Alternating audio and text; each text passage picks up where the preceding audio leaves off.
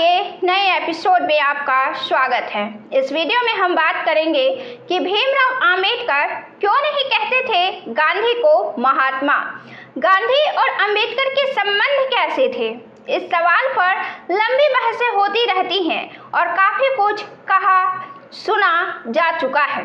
खुद बाबा साहब अंबेडकर ने तो गांधी को इसलिए कटघरे में खड़ा किया था कि जब आप भंगी नहीं हैं तो हमारी बात कैसे कर सकते हैं। जवाब में गांधी ने इतना ही कहा कि इस पर तो मेरा कोई बस है नहीं, लेकिन अगर भंगियों के लिए काम करने का एकमात्र आधार यही है कि कोई जन्म से भंगी है या नहीं, तो मैं चाहूँगा कि मेरा अगला जन्म भंगी के घर में हो।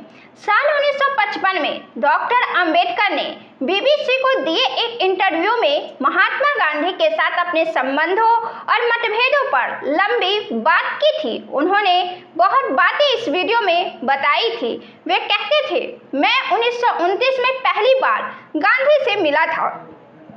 एक मित्र के माध्यम से, एक कॉमन दोस्त थे हमारे, जिन्होंने गांधी को मुझसे मिलने को कहा। गांधी ने मुझे खत लिखा कि वो मुझसे मिलना चाहते हैं और इसलिए मैं उनके पास गया और उनसे मिला। ये गोलमेज सम्मेलन में भाग लेने के लिए जाने से ठीक पहले की बात है। फिर वे दूसरे दौर के गोलमेज सम्मेलन में आए। पहले दौर के सम्मेलन के लिए नहीं आए थे। उस दौरान वो वहाँ 5-6 महीने रुके। उसी दौरान मैंने उनसे मुलाकात की और दूसरे गोलमेज सम्मेलन में भी उनसे मुलाकातें हुई।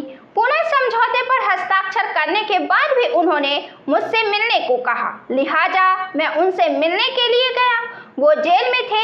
यही वो वक्त था जब मैंने गांधी से मुलाकात की थी, लेकिन मैं हमेशा कहता रहा हूँ कि तब मैं एक प्रतिद्वंदी की हैसियत से गांधी से मिला। मुझे लगता है कि मैं उन्हें अन्य लोगों की तुलना में बेहतर जानता हूँ, क्योंकि उन्होंने मेरे सामने अपनी असलियत उजागर कर दी। मैं उस शख्स के दिल में झांक सकता था। आमतौर पर भक्तों के रूप में उनके पास जाने पर कुछ नहीं दिखता सिवाय बाहरी आवरण के, जो उन्होंने महात्मा के रूप में ओढ़ रखा था। लेकिन मैंने उन्हें एक इंसान की हैसियत से देखा, उनके अंदर के नंगे आदमी को देखा। लिहाजा मैं कह सकता हूँ कि जो लोग उनसे जुड़े थे, मैं उनके मुकाबले बेहतर समझता हूँ। आपने जो भी देखा उसके बारे में संक्षेप में क्या कहेंगे? बीबीसी के द्वारा पूछे इस सवाल पर अंबेडकर ने कहा, खैर शुरू से मुझे यही कहना होगा कि मुझे असहज होता है जब बाहरी दुनिया और विशेषकर पश्चिमी दुनिया के लोग गांधी में दिलचस्पी रखते हैं। मैं समझ नहीं पा रहा हूँ। वो भारत के इतिहास में एक प्रकरण था। वो कभी एक युग निर्माता नहीं थे। गांधी पहले से ही इस देश के लोगों के जहन से गायब हो चुके हैं। उनकी याद इसी कारण आती है कि कांग्रेस पार्टी उनके जन्मदिन या उनके जीवन से जुड़े किसी अन्य दिन सालाना छुट्टी देती है। हर साल सप्ताह में 7 दिनों तक एक उत्सव मनाया जाता है। स्वाभाविक रूप से लोगों की स्मृति को पुनर्जीवित किया जाता है, लेकिन मुझे लगता है कि अगर ये कृत्रिम सांस नहीं दी जाती तो गांधी को लोग काफी पहले भुला चुके होते।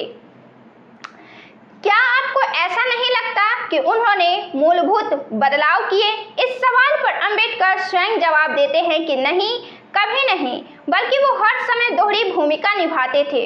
उन्होंने युवा भारत के सामने 2 अखबार निकाले, पहला हरिजन अंग्रेजी में और गुजरात में उन्होंने एक और अखबार निकाला जिसे आप दीनबंधु या इसी प्रकार का कुछ कहते हैं।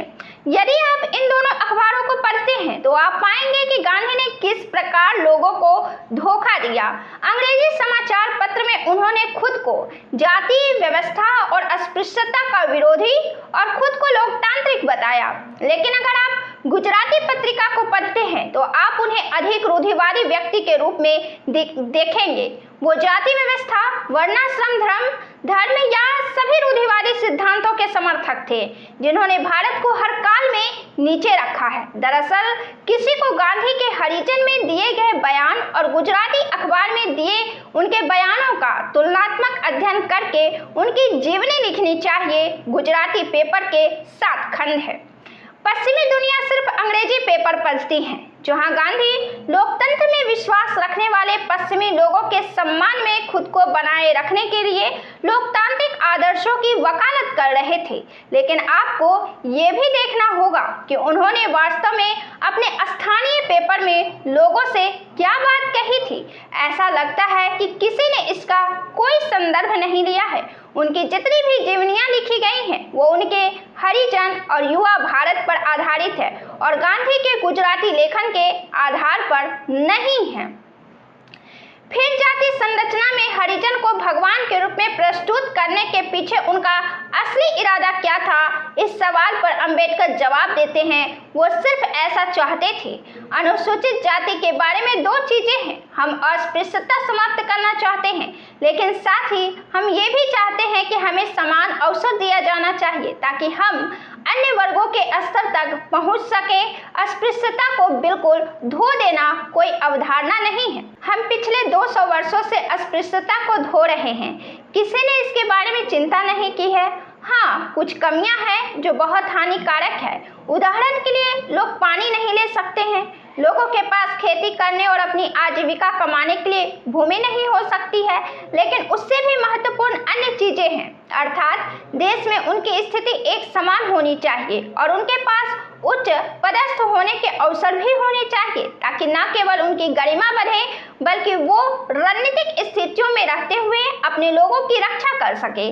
गांधी इस विचार के बिल्कुल विरुद्ध थे, बिल्कुल खिलाफ थे।